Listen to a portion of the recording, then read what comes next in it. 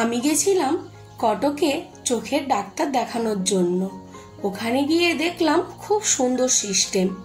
আগে প্রথমে আমার নাম এন্ট্রি হলো, তারপরে আমাকে বসিয়ে রাখা হলো কিছু টেস্ট করার জন্য।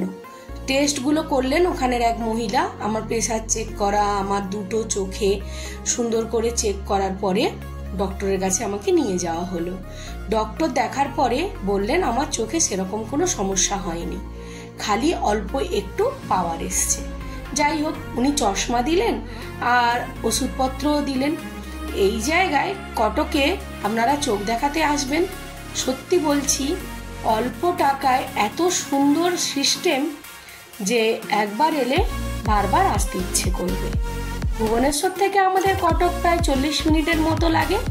আমরা একটা বাস নিয়েছিলাম, তাতে মোটামুটি আমরা 30 মিনিটেই পৌঁছে গেছিলাম।